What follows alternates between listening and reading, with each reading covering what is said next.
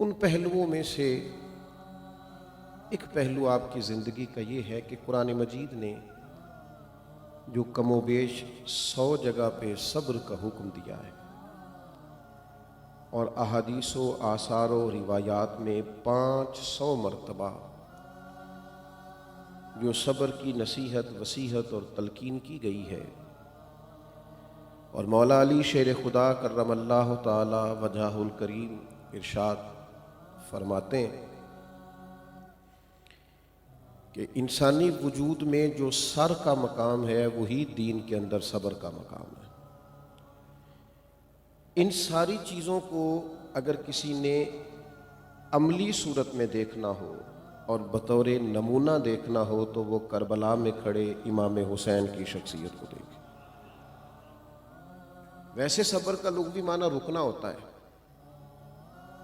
لیکن اللہ تبارک و تعالیٰ کے فیصلوں پہ راضی رہنا اور اللہ تبارک و تعالیٰ کی رضا کے معاملے میں اپنے دل میں کشادگی پیدا کرنا، دل اور روح سے اپنے مالک کریم کے فیصلوں کو قبول کرنا، بے صبری سے، جزا فضا سے، ڈپریشن سے، ٹینشن سے، انزائٹی سے، بکھرتی ٹوٹتی سوچوں سے اپنے آپ کو بچا کے رکھنا، اس کو عرف عام میں صبر کہا جاتا ہے۔ صبر کا لفظ عام بھی ہے اور صبر کی ہم ایک دوسرے کو نصیحت اور وصیت کرتے نظر بھی آتے ہیں، لیکن بنظر غایت عمیق گہرائی سے اگر سوسائٹی کا جائزہ لیا جائے تو جو چیز بہت کم معاشرے میں نظر آتی ہے وہ صبر ہے۔ ہماری بے چین طبیعتیں، ہماری جذباتی باتیں، ہماری مایوس گفتگو اور ہمارے لب و لہجے کی تھکاوٹ اور ہمارا اپنے رویوں سے یہ ظاہر کرنا کہ ہم بڑی آزمائش میں زندگی گزار رہے ہیں، یہ بتاتا ہے کہ سوسائٹی میں جو چیز نہیں ملتی وہ صبر ہے۔ میرے عزیز دوستو، جس کریم رب نے یہ کائنات بنائی ہے نا، وہ بنانے کے بعد فرماتا ہے میں نے آزمائش کے لیے بنائی۔ وہ کہتا ہے انسان کیا سمجھتا ہے اسے ایسے ہی چھوڑ دیا جائے گا اور اس کی آزمائش نہیں کی جائے گی؟ وہ کہتا ہے میں نے آزمائش کرنی ہے، ضرور کرنی ہے۔ کتنی کرنی ہے؟ وَلَنَبْلُوَنَّكُمْ بِشَيْءٍ مِّنَ الْخَوْفِ وَالْجُوعِ وَنَقْصٍ مِّنَ الْأَمْوَالِ وَالْأَنفُسِ وَالثَّمَرَاتِ۔ تمہیں ضرور آزمایا جائے گا، بھوک سے بھی آزمایا جائے گا، خوف سے بھی آزمایا جائے گا، مالوں جانوں پھلوں کی کمی سے بھی آزمایا۔ تمہیں آزمانا ہے میں نے۔ وہ کیسا اسٹوڈنٹ ہے جو تعلیم تو پوری حاصل کرے، اسکول کی بجلی اور پنکھا بھی استعمال کرے، ادارے کی ساری سہولیات بھی استعمال کرے، لیکن امتحان کا وقت آئے تو کہے میں نے دینا ہی نہیں۔ بھئی آپ کے اوپر محنت ساری کی گئی، آسانیاں ساری کی گئیں، اب آپ پر امتحان کا وقت آیا ہے تو آپ گھبرا گئے، آپ جی چراتے ہیں، آپ اسے اپنے سکون کے خلاف محسوس کرتے ہیں۔ کریم کہتا ہے امتحان لوں گا، لیکن اس امتحان میں جو پاس ہوں گے نا انہیں خوشخبری بھی ملے گی، لیکن خوشخبری میں نہیں سناؤں گا۔ وَبَشِّرِ الصَّابِرِينَ، محبوب جو صبر کریں انہیں آپ خوشخبری سنا دیں۔ اہم بات عرض کر رہا ہوں، آپ اس پر غور فرمائیں۔ اللہ کہتا ہے کائنات بنانے والا کہتا ہے میں آزماؤں گا، تو مالک ہم نے کیا کرنا ہے؟ فرمایا صبر۔ صبر کرنا ہے تم نے۔ امام غزالی تو کہتے ہیں 70 مقامات ہیں قرآن مجید میں جن میں صبر کا تذکرہ ہے، لیکن بعض علماء نے لکھا ہے 100 مرتبہ قرآن مجید میں اللہ نے صبر کا ذکر کیا۔ کس نے کہا یہ صبر کرو؟ یہ 70 یا 100 مرتبہ فرمانے والا قادر مطلق ہے، جس کے قبضہ و قدرت میں ساری کائنات ہے۔ پل بھر میں چاہے تو لفظ کن سے کیا کا کیا کر دے۔ وہ کہتا ہے میرے پاس ساری قدرتیں ہیں، حکمتیں ہیں، میرے قبضہ و اختیار میں سارا کچھ ہے، پر میں تمہیں کہتا ہوں مجھے صبر تو کر کے دکھاؤ۔ گویا حکمت الہی یہ ہے صبر کرو۔ یا اللہ مشکل بڑی آ گئی، تکلیف بڑی ہے، پریشان بڑے ہیں، ہم ڈپریشن کے اندر پوری طرح مبتلا ہو گئے ہیں، زمانے کی تیز دھوپ نے ہمیں سخت ترین تپتے ہوئے صحرا پہ لا کھڑا کیا ہے، مالک کریم ہماری حالت یہ ہے کہ ہم اپنے ذہن پر، روح پر، آنکھوں پر، کانوں پر بوجھ محسوس کرنے لگے ہیں، ہماری نیند اڑ گئی ہے، ہماری طبیعت بے چین ہے، کیا کریں؟ ہمیں تیری مدد چاہیے، ہماری مدد فرما۔ تو کائنات کا رب کہتا ہے یا ایھا الذین آمنوا استعینوا بالصبر والصلاۃ، اے ایمان والو صبر اور نماز سے مدد طلب کرو۔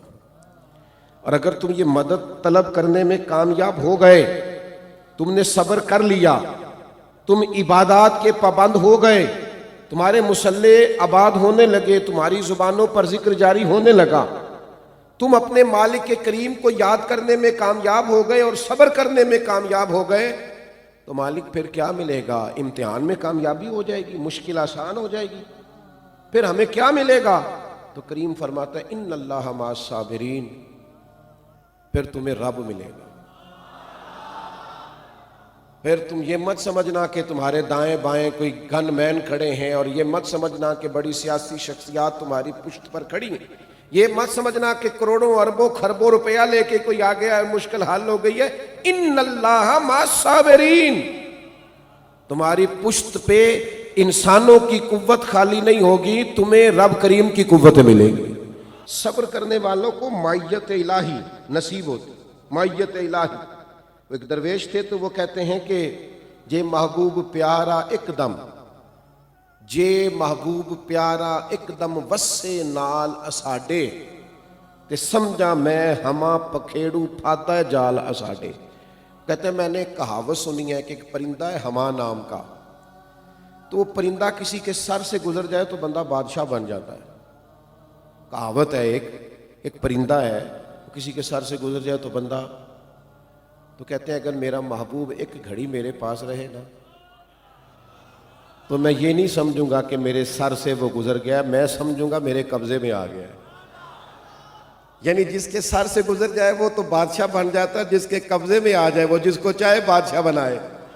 کہتے ہیں جے محبوب پیارا ایک دم وسے نال اساڈے، تے سمجھا میں ہما پکھیڑوں پھاتا ہے جال اساڈے، میں سمجھوں گا وہ میرے جال میں آ گیا، میں جس کے سر سے چاہوں گزار کے بادشاہ بناؤں۔ تو محبوب تک پہنچنے کا رستہ کیا ہے؟ تو محبوب کہتا ہے یا ایھا الذین آمنوا استعینوا بالصبر والصلاۃ، اے ایمان والو تم صبر اور نماز سے مدد مانگو، ملے گا کیا؟ ان اللہ مع الصابرین، تمہیں محبوب ملے گا، اللہ تمہارے ساتھ ہو جائے گا، رب تمہیں ملے گا، تم جس کو چاہو بادشاہ بناؤ۔ صبر ایک، اور ہاں صبر ایک نعمت ہے، صبر ایک طاقت ہے، صبر خوش تدبیری ہے، صبر بزدلی کا نام نہیں۔ صبر تو وہ دریا ہے جس میں دشمن ڈوب جایا کرتے، صبر تو وہ کنواں ہے جس کے اندر دشمن غرق ہو جاتے، صبر تو وہ آگ ہے جس میں مخالف جل جایا کرتا۔ آپ صبر کو سمجھے تو صحیح، صبر کو بزدلی تو نہیں، چپ کر جانے کا نام تو نہیں، صبر تو دلیری ہے۔ امام اعظم ابو حنیفہ رحمۃ اللہ علیہ، آپ چوک میں گزرے تو آپ کے ایک مخالف نے بڑی سخت ترین آپ کی توہین کی، آپ نے صبر کیا، تھوڑا سا آگے گئے تو وہ آدمی دھڑام سے زمین پہ گرا، روح پرواز کر گئی۔ لوگوں نے کہا حضور یہ کیا ہوا؟ فرمایا کچھ بھی نہیں۔ کہا حضور وہ گر گیا ہے۔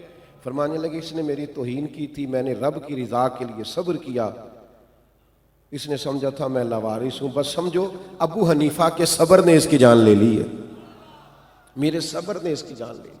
صبر تو ایک دریا ہے، صبر تو ایک سمندر ہے، صبر تو اتنی بڑی گہرائی ہے جس پہ ڈوب جاتا۔ ہاں جب صبر کرنے پر رب مل رہا ہے، رب کا رسول مل رہا ہے، صبر کرنے پر اللہ والے مل رہے ہیں، یہ سارے صابرین ہیں۔ تکلیفیں نبیوں پہ آئیں، تکلیفیں صدیقوں پہ آئیں، تکالیف شہیدوں پہ آئیں، تکالیف صحابہ پہ آئیں، تکالیف اہل بیت نبوت پہ آئیں۔ آپ کو پتہ ہے جو تکلیفیں سہ کے جائیں گے اس صف میں کھڑے ہوں گے جس کے امام حسین ہوں گے۔ تو یہ اتنی بڑی نعمتیں صبر پر ملتی ہیں، اتنی بڑی نعمتیں، تو کیا صبر کوئی آسان کام ہے؟ تو رب کہتا ہے وَاسْتَعِینُوا بِالصَّبْرِ وَالصَّلَاةِ وَإِنَّهَا لَكَبِیرَةٌ إِلَّا عَلَى الْخَاشِعِینَ۔ فرمایا صبر اور نماز سے مدد مانگو، لیکن ہیں یہ دونوں مشکل کام، یہ آسان ہے مشکل، ہاں جو اللہ سے ڈرے اس کے لیے مشکل کوئی نہیں ہے، مشکل یہ سوکھا، ہاں یہ عشق نہیں آسان۔ بس اتنا سمجھ لیجئے ایک آگ کا دریا ہے اور ڈوب کے جانا ہے.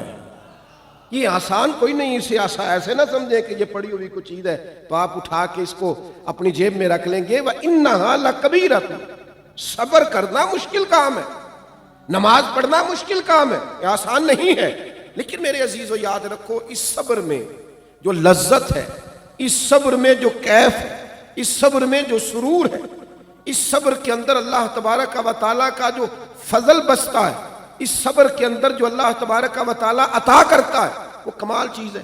ہماری آج کل سوسائٹی میں صبر نہیں ہے، حوصلہ نہیں ہے، تھوڑا اللہ کے فیصلوں کا انتظار نہیں ہے. ہمیں بڑی جلدی ہے، ہم جلد باز ہیں، ہم عجلت پسند ہیں. ایک منٹ سے پہلے شکوہ کرتے ہیں، ہر روز داستان سناتے ہیں، فلاں آیا تھا وہ بھی ٹھیک نہیں، فلاں آیا تھا اس نے میرے ساتھ یہ کر دیا. اپنی زندگی کو ہم نے شکووں سے نہیں بھرا، کانٹوں سے بھر لیا. ہر وقت تکالیف کا اظہار کرتے ہیں، اپنے دکھ سناتے ہیں، لسٹیں بنائے بیٹھے. خدا کے بندو، اگر زندگی صبر والی ہوگی تو آپ میں تحمل پیدا ہو جائے، آپ بردبار ہو جائیں. آپ کی خاموشی کسی طوفان کا پتہ دے گی. آپ کا تھوڑی دیر کے لیے بیٹھنا، خاموش ہو کے صبر کرنا، کسی سے پوچھ لیجئے گا، یہ آپ کو باوقار کر دے گا. آپ میں وقار نظر آئے گا، آپ بڑے وفادار ہو جائیں گے اگر صابر ہو جائیں. آپ کی طبیعت میں اتنا ٹھہراؤ پیدا ہوگا کہ آپ محسوس کریں گے کہ یار زندگی کی اتنی بڑی نعمت ہے صبر. آپ کے اندر ایک خاص قسم کی وفاداری پیدا ہونی چاہیے. ٹھیک ہے کہ آپ طاقتور بھی ہو سکتے ہیں، مالدار بھی ہو سکتے ہیں، اینٹ کا جواب پتھر سے دینے والے بھی ہو سکتے ہیں، لیکن یہ ساری چیزیں آپ کو سکون نہیں دیں گی جتنا صبر سکون دیتا ہے. اتنا صبر. آج کتنی پریشانی ہے لوگوں کو مالی طور پر. آپ مجھ سے ناراض نہ ہوئیے گا، اتنے مسکین اور غریب نہیں لوگ جتنا رونا روتے ہیں مسائل، بڑی پریشانی ہے غرباء کے لیے. لیکن جتنا شوق ہمیں امیر بننے کا ہے نا، ضروریات کی کفالت کا مسئلہ نہیں، جتنا مسئلہ ہمارے ساتھ یہ ہے نا کہ فلاں کی گاڑی دیکھ کر میں پریشان ہوں، بھئی اس کا نصیب تھا اسے مل گیا، مجھے صابر رہنا ہے. کسی کا مکان دیکھ کر پریشان ہو جانا، بھئی وہ اس کا نصیب تھا اس کو مل گیا، میرے اللہ نے جہاں رکھا جس حال میں رکھا الحمدللہ میں بڑا مطمئن ہوں، میں بڑا خوش ہوں. وہ کسی کا بزنس بڑا چل گیا تو ٹھیک ہے نا بھائی، اس کا چل گیا ہے. نبی پاک صلی اللہ تعالیٰ علیہ وسلم نے فرمایا ہے کوشش ضرور ہمیں کرنی چاہیے، جدوجہد ضرور کرنی چاہیے، محنت ضرور کرنی چاہیے، پر نبی پاک علیہ السلام نے فرمایا ہے، سرکار کا فرمان دیکھو، کریم فرماتے ہیں جس طرح تم سردیوں کے بیمار کو پانی سے بچاتے ہو نا، اسی طرح رب جس سے پیار کرے اسے دولت سے بچاتا ہے. تو تم محسوس تو کرنا، تیرا بچا رہنا، دنیا سے دور رہنا، تیرے پاس پیسے تھوڑے ہونا، یہ تو تیرے اوپر کوئی انعام تھا اور تو نے اسے اپنی ناکامی بنا لیا. تو نے سمجھ لیا وہ پیسے نہیں ہے تو کچھ بھی نہیں ہے، میں مالی طور پر کمزور ہوں تو صرف زیرو ہوں. آپ تھوڑا سا سمجھیں، اپنے آپ کو کھڑا کریں، آپ غور فرمائیں. میں ملک سے باہر تھا، ایک صاحب دوڑے دوڑے آئے اور بہت بڑی گاڑی سے اترے اور وہ میرے سینے سے لگے اور پھر وہ پھوٹ پھوٹ کے رونے لگے اور بڑا میرے ساتھ انہوں نے اظہار محبت کیا. تو میں نے انہیں کہا کون ہے، کوئی تعارف تو کرائیں. تو سادے آدمی کی بات میرے دل میں نقش کر گئی اور گھر کر گئی. کہنے لگے پیر صاحب میں دنیا کا وہ غریب آدمی ہوں جس کے پاس صرف پیسے ہیں اور کوئی شے نہیں. میری غربت کا حال مت پوچھیے، دولت کے انبار لیکن سوا اس کے میرے پاس کوئی اور چیز موجود نہیں ہے. کاش پیسوں سے اولاد کا ادب خرید سکتا، کاش پیسوں سے اپنوں کی محبت خرید سکتا، کاش مجھ سے لالچ نہ کیا جاتا، کاش پیسوں کے ساتھ سکون خرید پاتا. لیکن وہ غریب صرف پیسہ، صبر ہی نہیں آ رہا لوگوں کو، ہر حال میں پیسے لینے، ہر حال میں امیر ہونا ہے. سنو اور اس بات کو کبھی نہ بھولنا، ہمیشہ یاد رکھنا، اگر دولت بڑی حسین ہوتی، اگر بھری ہوئی تجوریاں بڑی قیمتی ہوتی تو یہ دولت سب سے زیادہ سیدہ فاطمہ کے گھر میں ہوتی. اور اگر شانوں والے باپ کی شانوں والی بیٹی نے 3 دنوں میں ایک بار روٹی کھائی ہے تو پھر اچھی طرح سمجھ لو کہ یہ فقیری ان کی پسند ہے، یہ سادگی ان کی پسند ہے، یہ غریبی، یہ فقر ان کی پسند ہے. سنا ہے الفت ہے اس کو خراب حالوں سے اگر یہ بات ہے تو چلو خود کو برباد کر کے دیکھتے ہیں. جیم جان دا کچھ وسا نہیں ہوں، جان یار نو دے تے آزاد ہو جا. جے او رکھے آباد تے تاں رو وسدا، پر جے او کرے برباد پھر برباد ہو جا. اس کی رضا پہ چل. اگر وہ نہیں چاہتا کہ تیرے پاس کروڑوں اربوں خربوں ہوں تو تیری بے چینی کا معنی، تیری بے قراری کا مطلب، تیرے ذہنی الجھاؤ اور تناؤ کا مطلب، پھر اپنی زندگی میں ٹھہراؤ لائیں. یہ بخاری کی حدیث سنیں. حضرت ابو سعید خدری رضی اللہ تعالیٰ عنہ فرماتے ہیں کچھ لوگوں نے نبی پاک علیہ السلام سے، حضور کے پاس کچھ مال غنیمت تھا، انہوں نے حضور سے مطالبہ کیا تو حضور نے بھر کے دامن انہیں عطا کیا. انہوں نے پھر مانگا، حضور نے پھر دیا. انہوں نے پھر مانگا، نبی کریم نے پھر دیا. 3 بار دے دیا اللہ کے رسول نے، اور یہ بخاری میں موجود ہے. پھر حضور فرمانے لگے میرے پاس جو بھی مال ہے نا، اس میں سے تم میں سے جو بھی کوئی سوال کرے گا اس مال میں تمہیں ضرور دوں گا. لیکن حضور فرمانے لگے جو شخص لوگوں سے مانگنے سے بچے گا نا، اللہ بھی اسے بچا لے گا. اللہ پھر اسے لوگوں کا محتاج نہیں کرے گا جو بچے گا. اور حضور علیہ السلام فرمانے لگے جو تھوڑی لاپرواہی اختیار کرے گا نا لوگوں کے مال سے، اللہ بھی اسے بے نیاز کر دے گا. اور رسول اللہ صلی اللہ تعالیٰ علیہ وسلم نے ارشاد فرمایا جو صبر کرنے کی کوشش کرے گا رب اسے صبر عطا بھی کرے گا. اور کیا الفاظ ہیں اور کیا ان کا حسن ہے. حضور فرمانے لگے صبر سے بڑی نعمت کوئی نہیں. اگر تم مال کے معاملے میں صبر کر جاؤ، بے نیاز ہو جاؤ لوگوں کی جیبوں سے، بے پرواہ ہو جاؤ اور صبر کرنا چاہو تو اللہ تمہیں صبر دے گا اور رب تعالیٰ تمہیں بچا لے گا لوگوں سے. اور فرمایا صبر سے بڑی نعمت بھی کوئی نہیں. لیکن ہماری طبیعت اس طرح کی ہے، مزاج اس طرح کا ہے کہ لوگ تھوڑی دیر کے لیے بھی کسی ٹھہراؤ کی طرف آنے کو تیار نہیں ہوتے. ایک دوسرا بے صبری ہمارے دلوں میں بہت زیادہ پائی جاتی. فلانے نے مجھے یہ کہہ دیا ہے، فلاں نے میرے خلاف بات کر دی ہے، فلاں کی اتنی ضرورت ہوئی، مجھے فلاں نے بتایا ہے کہ اس نے یہ کہا ہے. ویسے سوال یہ ہے جناب سے کہ جناب کی کتنی کو عظمت ہے، آپ کو کوئی بات بھی نہیں کر سکتا، آپ بات کرنے کی اجازت بھی نہیں دیتے. پہلے تو یہ تعارف کرائیں بھلا آپ کیا ہیں. آپ کو کوئی بات ہی نہیں کر پا رہا، آپ کسی کو جرت، مثلا آپ کیا ہیں.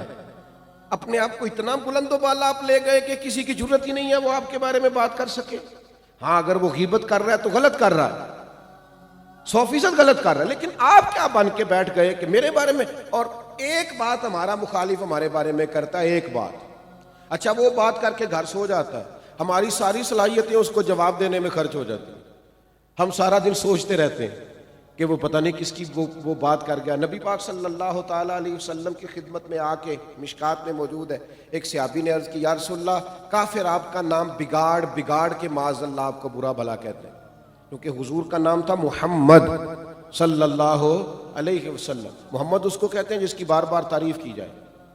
تو ان کے دل میں خیال آیا ہم محمد بھی کہتے ہیں اور ہم معاذ اللہ تعالیٰ برا بھلا بھی کہتے ہیں. انہوں نے حضور کا نام معاذ اللہ ثم معاذ اللہ نقل کفر نہ باشد، حضور کا نام بگاڑ کر سرکار کے بارے میں باتیں شروع کر دی. تو ایک صحابی پریشان ہو یا رسول اللہ وہ یہ کہہ کے آپ کا نام بگاڑتے ہیں.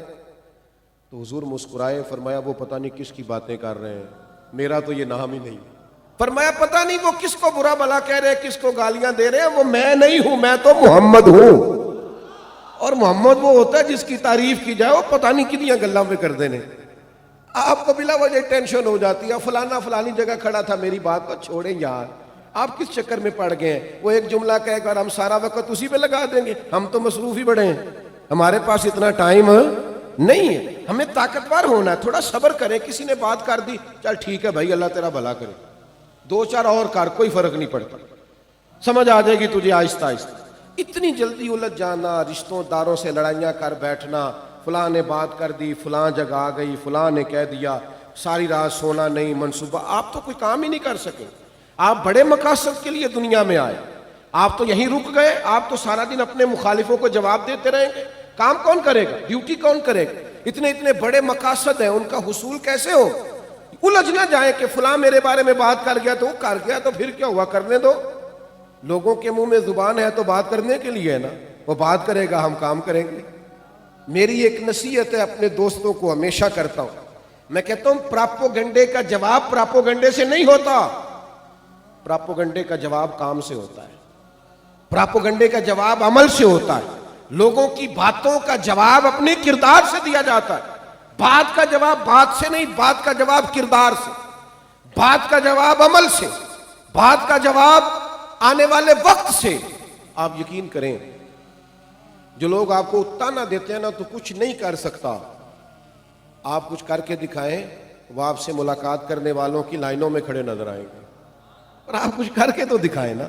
آپ کی رائے یہ ہے کہ میں بات کا جواب بات سے دوں تو پھر وہ تو بات طویل ہو جائے گی، آپ ایک بات کریں گے، وہ دو کرے گا، آپ تین کریں گے، تو اس میں تو سارا وقت لگ جائے گا، ہمیں تو اور بڑے کام ہیں، اور بھی کئی کام ہم نے کرنے ہیں زندگی میں۔ حضرت صدیق اکبر تشریف فرمائے رضی اللہ تعالی عنہ، تو ایک شخص نے آپ کو برا بھلا کہنا شروع کر دیا، اللہ کے حبیب بھی وہاں تشریف فرمائے، وہ دیر تک برا بھلا کہتا رہا۔ ادھر دیکھو نوجوانوں میری طرف، یہ ذرا 2-3 دفعہ تانا سن کے اور سہ کے اور مسکرا کے دیکھو تو صحیح،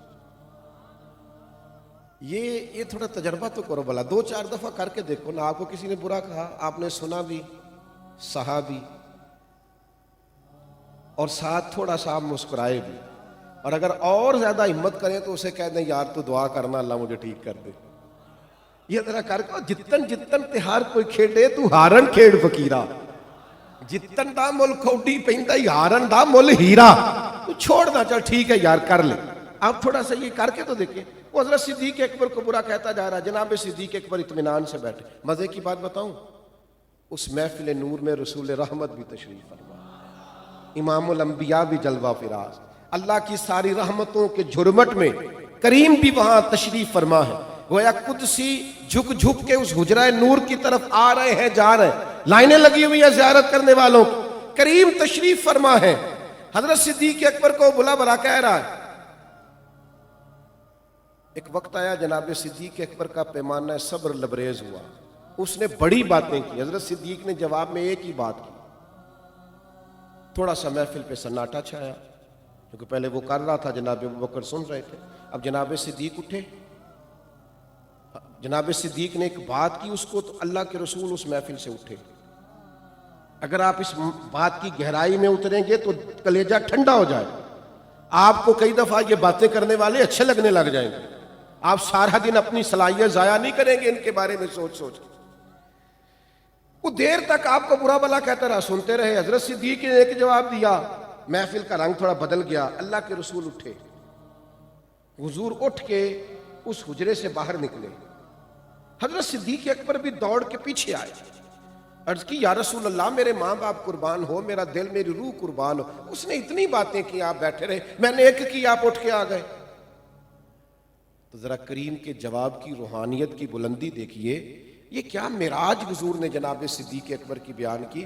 حضور فرمانے لگے ابو بکر جب تک وہ بول رہا تھا آپ چپ تھے نا، اللہ نے آپ کے سرانے فرشتہ کھڑا کیا ہوا تھا، اوئے ہوئے ہوئے قربان، وہ آپ کی طرف سے جواب دے رہا تھا کہ نہیں ابو بکر تو ایسے نہیں، نہیں ابو بکر تو ایسے نہیں، نہیں ابو بکر تو ایسے نہیں۔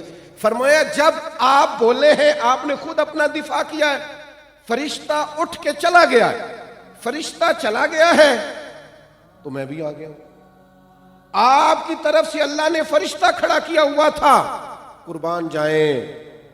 سنو جناب صدیق اکبر کے بارے میں بات کرنے والوں، ابو بکر صدیق کی طرف سے جواب دینے کے لیے تو اللہ نے فرشتے مقرر فرما رکھے، اللہ نے فرشتے، تم کیا جانو ان کی عظمتوں کو، کیا جانو ان کی رفعتوں کو۔ اگر آپ چاہتے ہیں خدائی طاقتیں آپ کی طرف سے جواب دیں، خدائی طاقتیں، تو پھر میرے بھائی آپ کو تھوڑا سا صبر کرنا پڑے گا۔ آپ صبر کریں گے پھر آپ محسوس کریں گے کہ خدائی طاقتیں، ان اللہ مع الصابرین کا عملی مظاہرہ ہو رہا ہے۔ ایک تو دولت کے معاملے میں صبر کریں، دوسرا کوئی بےہودگی کرے خاندان میں، قبیلے میں، کوئی آپ کا مخالف بنے تو تھوڑا اپنے اندر صبر پیدا کریں۔ تیسری بات ہم نے امام حسین سے یہ سیکھنی ہے، اور یہ جو میں نے کہا نا دشمنوں کی گفتگو کے بارے میں بھی آپ صبر کریں، امام حسین نے یہ والا صبر بھی کیا۔ میں نے ایک مرتبہ کہا تھا کہ میرا حسین ابھی کربلا میں ہے، آج بھی بڑے چھپے لوگ یزید کی سپورٹ نہیں کرتے، آج بھی لوگ کہتے نہیں کہ امام حسین کا یہ اقدام درست نہیں تھا معاذ اللہ، تو آج بھی انہوں نے سارا کچھ قربان کر دیا، ان کے بارے میں معاذ اللہ ثم معاذ اللہ نقل کفر نہ، زبانیں کھلی ہوئی نہیں لوگوں کی کہ وہ اقتدار کے لیے آئے تھے۔ کتنے تانے سہے ہیں حضور کی اولاد نے اور سب کچھ قربان کیا ہے، تو چار تو بھی سہ کے دے، اس کا مزہ لے، زخم پہ زخم کھا کے جی، اور ذرا خونے جگر کے گھونٹ پی، چپ کر، آہ نہ کر لبوں کو سی، یہ عشق ہے کوئی دل لگی نہیں، یہ کوئی ایسی ویسی بات ہے، تھوڑا سہ نا، برداشت کر۔ سہ رہے ہیں آج بھی امام حسین، لوگ باتیں کرتے ہیں آج تک معاذ اللہ ثم معاذ اللہ۔ تیسرا ایک پہلو امام حسین کی زندگی سے جو ہمیں بڑا اہم ملتا ہے وہ یہ ہے کہ اپنے جب جدا ہوں تو یہ بڑا مشکل وقت آتا ہے۔ اپنوں کی جدائی یہ بڑی تکلیف دہ ہوتی ہے، اور اس کا درد اتنی دیر تک بندے کو محسوس نہیں ہوتا جب تک وہ درد چکھ نہیں لیتا۔ جنہاں دے دل پر جانی وچھڑن، کون روے پھر تھوڑا، سب روگاں دا روگ محمد جس دا نام وچھوڑا۔ یہ مشکل کام ہے، لیکن اس مقام پہ بھی کائنات کا رب کہتا ہے تو صبر کر، تو حوصلہ کر، تو اپنے اندر دلیری پیدا کر، تیری طبیعت میں یہاں بھی بے چینی نہ ہو، واویلا نہ ہو، جزا فضا نہ ہو، یہاں بھی تو حوصلے کا مظاہرہ کر۔ اور پہاڑ تھے امام حسین حوصلے کا، ایک جنازہ گھر میں ہو جائے تو کئی دن بندے کی کمر سیدھی نہیں ہوتی، لیکن صبح سے شام تک 10 محرم کو اتنے جنازے اٹھا کر بھی فاطمہ کے جگر پارے جب خود میدان میں گئے ہیں تو امامہ باندھا ہے، لباس درست کیا ہے، آپ نے تلوار حمائل کی ہے، باوضو گھوڑے پر تشریف فرما ہوئے اور خطبہ دیا ہے، نہ اعصاب میں کوئی کمزوری ہے، نہ میدان جہاد میں جاتے وقت کہیں وہ کمزور پڑے۔ یہ صبر، یہ حوصلہ، یہ کیا بتلاتا ہے؟ ان اللہ مع الصابرین، یہ تنہا نہیں ہے، صبر کرنے والوں کے ساتھ اللہ ہے۔ جب اللہ ساتھ ہوتا ہے، تھوڑا سا نا، اتنی جزا فضا نہیں، دکھ ہے، جانے والوں کی تکلیف ہے۔ حضور کے صاحبزادے کا وصال ہوا تو سرکار کی آنکھوں میں آنسو آ گئے، عرض کی یا رسول اللہ آپ بھی رو رہے ہیں؟ فرمایا میرا بیٹا گیا ہے، تو یہ آنسو محبت کی علامت ہے، ورنہ دل اور زبان پہ وہی ہے جسے رب راضی ہوتا ہے۔ اپنے دل کو، اپنی زبان کو بے قابو نہیں ہونے دینا، اپنے چلے جاتے ہیں، جانا ہوتا ہے، ایک دن ہم سب نے جانا ہے، لیکن ایسی جزا فضا کرنا جس سے رب ناراض ہو جائے، ایسی بے صبری کرنا جو شریعت کے دائروں اور حدود کو آگے لے جائے، یہ بڑا تکلیف دہ معاملہ ہے۔ تھوڑا حوصلہ، تھوڑا صبر، اور صبر کی تعریف یہ ہے، صبر وہ ہے کہ عین مصیبت کے وقت کیا جائے، 2 مہینے کے بعد سب کو صبر آ جاتا ہے، 1 ہفتے کے بعد سارے صابر ہو جاتے ہیں۔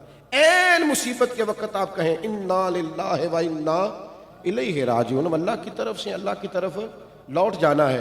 حضرت جناب سیدنا ابو موسیٰ اشعری رضی اللہ تعالیٰ عنہ روایت کرتے ہیں اور صحیح حدیث میں موجود ہے، اور ذرا اس روایت کی کبھی ترتیب دیکھیں، میں تو حیران ہوتا ہوں پڑھ کے کہ یہ کیا انداز ہے۔ حضور فرماتے ہیں جب کسی کا چھوٹا بچہ انتقال کر جاتا ہے تو اللہ فرشتوں سے فرماتا ہے تم میرے بندے کے جگر کا ٹکڑا لے آئے ہو۔ بڑا مشکل کام ہے۔ ایک دانشور نے کہا تھا باپ کا جنازہ پڑھنا بھی مشکل ہے، لیکن بیٹے کا جنازہ پڑھنے کی نسبت آسان ہے۔ باپ کا جنازہ اٹھایا جا سکتا ہے، دعا مانگو کسی کو بیٹے کا نہ اٹھانا پڑ جائے، کمر ٹوٹ جاتی، تکلیف دہ مسئلہ ہے۔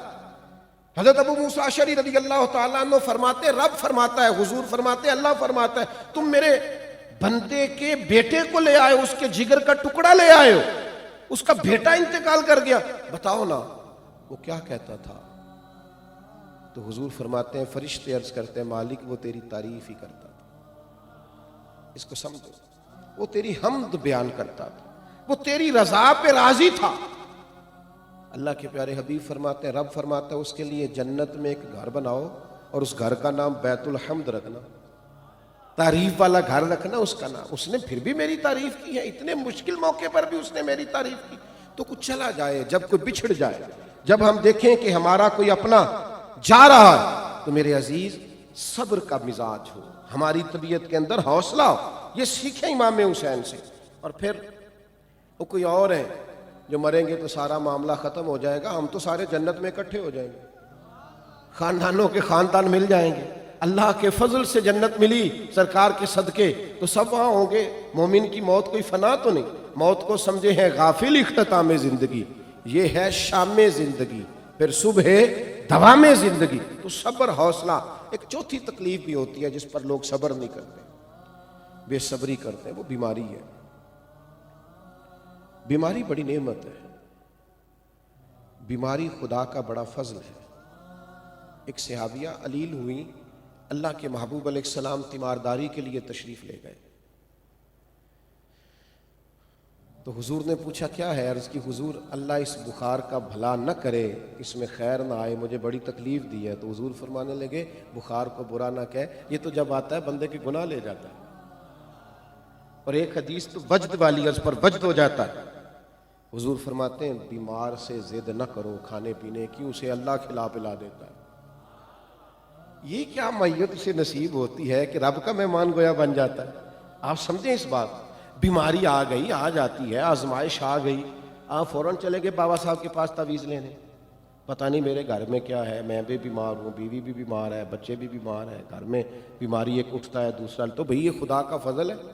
حضرت مولا علی شیر خدا رضی اللہ تعالیٰ عنہ فرماتے ہیں 2 دفعہ اللہ بندے کو تکلیف نہیں دے گا، اس کو دنیا میں تھوڑی بہت بیماری آ گئی، آزمائش آ گئی، اس کے یہی گناہ معاف ہو جائیں گے، قیامت میں سزا نہیں ملے گی، یہی معاملات بہتر ہو جائیں گے۔ بیماری آ گئی ہے، یہ تو آپ کے نفسانی قوتوں کو کمزور کر دے گی، آپ کی طبیعت اللہ اللہ کی طرف مائل ہو جائے گی، آپ اس کو سہنا سیکھیں، برداشت کرنا سیکھیں۔ لیکن اتنا واویلا مچانا، اتنا پریشان ہونا، اتنا الجھ جانا، ڈاکٹروں سے لڑتے پھرنا، اور جناب ہاسپٹلز میں آپ جائیں تو اتنی عجیب صورتحال کا ہو جانا، کہیں احتجاج ہو رہا ہے، کہیں کچھ ہو رہا ہے، کہیں کچھ ہو رہا ہے۔ آپ جائز مطالبہ ضرور کریں، لیکن بیماری آ جاتی ہے، اور یہ خدا کا فضل ہے، یہ انسان کو آ گھیرتی ہے۔ یہ بیماری حضور کے قدم چومنے بھی آیا کرتی تھی، حضور کی بارگاہ میں بھی حاضری دیتی تھی، یہ آ جاتی، لیکن اس پر جزا فضا کرنا، صبر کا دامن چھوڑنا، یہ درست۔ ایک خاتون آئی حضور کی بارگاہ میں، انہوں نے آ کے عرض کیا یا رسول اللہ صلی اللہ علیہ وسلم میرے لیے دعا فرمائے، مجھے مرگی ہے، میں بڑی تکلیف میں ہوں۔ رسول پاک علیہ السلام کا طریقہ مبارکہ تھا، حضور دعا فرما دیا کرتے، اور دعا کی تاثیر کا یہ عالم تھا کہ صحابی کی پنڈلی ٹوٹ گئی ہے، سرکار نے لعاب دہن لگایا، اللہ نے شفا دے دی۔ مولا علی کو آشوب چشم ہے، آنکھوں میں تکلیف ہے، خیبر کے دن حضور نے لعاب دہن لگایا، اللہ نے شفا عطا کر دی۔ محبوب تو شفاؤں کا مرکز ہے، کرم نوازیوں اور عطاؤں کا مرکز۔ اس خاتون نے عرض کی یا رسول اللہ صلی اللہ تعالی علیہ وسلم، آقا میں بیمار ہوں، مرگی ہے، میرے لیے دعا کریں۔ تو حضور فرمانے لگے اگر تو کہے تو میں دعا کرتا ہوں، اللہ شفا دے گا، اور اگر تو کرے صبر، اگر تو کہے دعا کرتا ہوں اور اگر تو کرے صبر، تو محبوب فرماتے ہیں پھر میں تیرے لیے جنت کی دعا کروں گا۔ یہ صبر پر جنت، تو وہ صحابہ تھے۔ آج کوئی کسی کو کہے نا مجھے تکلیف ہے، اور اسے کہا جائے کہ تو نے شفا لینی ہے کہ جنت، تو کہے گا جی آپ اٹھنے کا کچھ کریں، یہ بڑی تکلیف ہے۔ کریم نے فرمایا اگر تو صبر کرے تو جنت کی دعا کروں گا۔ 1 منٹ نہیں لیا سوچنے پر، فوراً عرض کرنے لگی حضور مہربانی کریں آپ جنت کی دعا ہی کریں، آپ جنت کی دعا کریں۔ گویا وہ اپنے عمل سے کہہ رہی ہیں یا رسول اللہ میں مرگی کے ساتھ گزارا کر لوں گی، لیکن آخرت میری درست ہونی چاہیے، مہربانی فرمائیں جنت کی دعا کریں میرے لیے۔ اللہ کے حبیب نے جنت کی دعا دے دی۔ عرض کرنے لگی یا رسول اللہ کبھی کبھی مرگی ہوتی ہے تو جسم سے کپڑا ہٹ جاتا ہے، عورت ہو، حیا مانے، دعا فرمائیں۔ اللہ کے حبیب نے ہاتھ اٹھا کے دعا کی یا اللہ اس کی ستر قائم رہے۔ صحابہ فرماتے ہیں جتنی مرضی بھی مرگی ہوتی تھی کپڑے جسم سے لگے رہتے تھے، وہ بڑے زمانے تک وہ خاتون حیات رہیں۔ جب کوئی باہر سے آتا تھا تو صحابہ فرماتے تھے جنتی بوڑھی دیکھنی ہے، جنتی خاتون دیکھنی ہے؟ ہاں دیکھنی ہے۔ فرمایا اس کی زیارت کرو، اسے دنیا میں حضور نے جنت کی بشارت عطا کی۔ جنت کی بشارت ملی کس چیز پر؟ جنت کی بشارت انہیں ملی بیماری پر صبر کرنے پر۔ ایک پہلو اور بڑا ضروری ہے، ایک اور بھی مسئلہ ہے، یہ نوجوان زیادہ غور کریں گے۔ ایک آزمائش بندے پہ آتی ہے، پیسہ نہیں ہوتا، یہ بھی آزمائش ہے، لوگ باتیں کرتے ہیں، یہ بھی آزمائش ہے، انسان کہ اپنے دنیا سے رخصت ہو جاتے ہیں، یہ بھی بڑی آزمائش ہے، صبر کرنا پڑتا ہے، بیماریاں آ جاتی ہیں، یہ بھی آزمائش۔ ایک بہت بڑی آزمائش ہے جس پر آپ نے ضرور توجہ کرنی. فتنے آ جاتے ہیں، فتنے آ جاتے ہیں. کوئی مذہب کا نام لے کے آ جاتا ہے، کوئی توحید کا نام لے کے آ جاتا ہے، کوئی صحابہ کا نام لے کے آ جاتا ہے، کوئی اہل بیت کا نام لے کے آ جاتا ہے. فتنے، باتوں میں فلسفہ، گفتگو میں گہرائی، ذہن کو اپیل کرنے والی باتیں، لیکن ان کی گفتگو، ان کی باتیں شہد سے زیادہ میٹھی. اور حدیث میں فرمایا دل بھیڑیے سے زیادہ خطرناک. عزائم ان کے فتنہ پروری کے، امت کے اسلاف کو، اکابرین کو، بزرگوں کو، حتیٰ کہ صحابہ کو بھی نہ چھوڑنا، اہل بیت کو بھی نہ چھوڑنا، معاذ اللہ انبیاء کے بارے میں بھی جو دل میں آنا کہنا. فتنہ پروری بہت بڑا فتنہ ہوتا ہے. اس پہ صبر کرنا، وہ ذہن کو اپیل کر رہا ہے، آزمائش دے رہا ہے، اس مقام پہ صبر کرنا یہ بھی ایک بہت بڑی آزمائش. لوگ الجھا دیتے ہیں. بڑی جلدی ایک آدمی سر پکڑ کے بیٹھ جاتا ہے، یار اس کی گود میں بھی قرآن مجید ہے، اس کی گود میں بھی احادیث سے صحیح ہے، میں بھلا کدھر جاؤں، میں کیا کروں؟ جو دیکھو یہ کیسا فلسفہ بیان کر رہا ہے، میرے ذہن کو قبول کر رہا ہے. سنو، یہ ابن ماجہ میں حدیث موجود ہے. بہت سارے لوگ ایسے ہیں جن کے میں دل کی بات کر رہا ہوں، جن کی میں طبیعت کے مطابق یہ بھی آزمائش ہوتی ہے فتنوں کا آنا. تو ہم کیا کرتے ہیں؟ ہم بجائے اس میں کہ فتنوں کے آنے پر صبر کریں، بجائے اس کے فتنوں کے آنے پر ہم تمسک کریں قرآن و سنت کے ساتھ، اکابرین کے ساتھ جڑیں، صحابہ اور اہل بیت کے ساتھ جڑیں، اسلاف کے ساتھ جڑیں اور صبر کریں، حوصلہ کریں، لیکن ہم فتنوں کا شکار ہوتے دکھائی دیتے. یہ ابن ماجہ میں حدیث ہے. اللہ کے پیارے رسول صلی اللہ تعالی علیہ وسلم نے فرمایا میں تمہیں واضح حجت اور دلیل پر چھوڑ کے جا رہا ہوں، اور وہ دلیلیں ایسی ہیں جن کی راتیں بھی دن کی طرح روشن ہیں. ایسی دلیلیں دے کے جا رہا ہوں کہ جن کی راتیں بھی دن کی طرح روشن ہیں. حضور علیہ الصلوۃ والسلام فرماتے ہیں اس سے پھسلنے والا ہلاکت پانے والا ہے، اور جو شخص بھی میرے بعد زندہ رہے گا وہ بہت اختلافات دیکھے گا، فتنے دیکھے گا، آزمائشیں دیکھے گا. تم میری معروف اور ثابت سنت، اور حضور فرماتے ہیں میرے ہدایت یافتہ خلفائے راشدین کے طریقے پر قائم رہنا. ابن ماجہ کے لفظ ہیں. اور حضور فرماتے ہیں میری سنت کو، میری شریعت کو اور میرے خلفاء کے طریقے کو اس طرح پکڑنا جس طرح دانتوں سے کوئی مضبوط کر کے چیز نہیں پکڑتا. فتنوں کا شکار نہ ہونا، آزمائشوں میں نہ آنا. فتنے آئے نا حضور کے بعد. آپ کا کیا خیال ہے جو امام حسین کے ساتھ لڑنے کے لیے آئے تھے وہ قرآن نہیں پڑھتے تھے؟ آج 14 صدیاں پیچھے آپ کو پتا ہے کہ حضور نے فرمایا حسن اور حسین جنتی جوانوں کے سردار ہیں، تو وہ جو سامنے کھڑے تھے ان کو اس حدیث کا نہیں پتا تھا؟ وہ یزیدی لشکر سارا نہیں جانتا تھا، لیکن وہ بھی دلیلیں گھڑ کے لائے تھے کہ ہم امیر وقت کے ساتھ کھڑے ہیں، اس کی اطاعت ہم پر ضروری ہے. یاد رکھنا اگر لوگوں کو حسین ابن علی کے خلاف معاذ اللہ ثم معاذ اللہ کتاب و سنت سے بناوٹی دلائل مل سکتے ہیں تو کیا سمجھتے ہو آج نہیں لوگوں کو مل سکتے؟ ایک منٹ کے لیے بھی نہ پھسلنا. ہم کوئی ایسے لوگ ہیں جنہیں کوئی بندہ ایک اٹھ کے آئے گا اور آ کے ہمیں سنائے گا اور ہم اس کے پیچھے لگ جائیں گے؟ ہمارا تسلسل ہے. ہمیں حضور نے فرمایا میری سنت جو معروف ہے اس کو اتنی مضبوطی سے تھامنا جیسے کوئی دانتوں سے چیز تھامتا ہے. اللہ کا فضل ہے. انشراح صدر سے کہتے ہیں، اللہ کو حاضر ناظر جان کے کہتے ہیں. ہم ابو بکر صدیق کی صداقت کے بھی قائل ہیں، عمر کی عدالت کے بھی قائل ہیں، عثمان کی سخاوت کے بھی قائل ہیں، مولا علی کی شجاعت کے بھی قائل ہیں، حضرت امیر معاویہ کی صحابیت کے بھی قائل ہیں، اور حضرت امام حسین کے سید الشہداء ہونے کے بھی قائل ہیں. ہمارے مزاج میں وہ معروف چیزیں جو ہمارے اکابرین دے گئے، اور پھر وہ تسلسل آیا حضرت عمر بن عبدالعزیز تک، اور پھر وہ وہاں سے چلا تو امام اعظم تک، غوث اعظم جیلانی تک، اور پھر وہ تسلسل وہاں سے چلا تو اعلیٰ حضرت بریلوی تک اور پیر میر علی شاہ صاحب تک.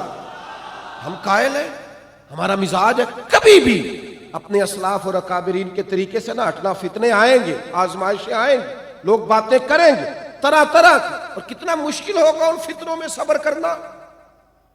وہ بھی پھسل گیا, یہ بھی نکل گیا, اس کو بھی کو لے گیا, اس کو بھی کسی نے سبق دے دیا, کتنا مشکل ہوگا. حضور نے سمجھایا ہے. ہم کہاں مجبور ہو رہے ہیں, پریشان ہو رہے ہیں, الجھ رہے ہیں, وہ بھی اللہ کے رسول نے ہمیں بتایا ہے.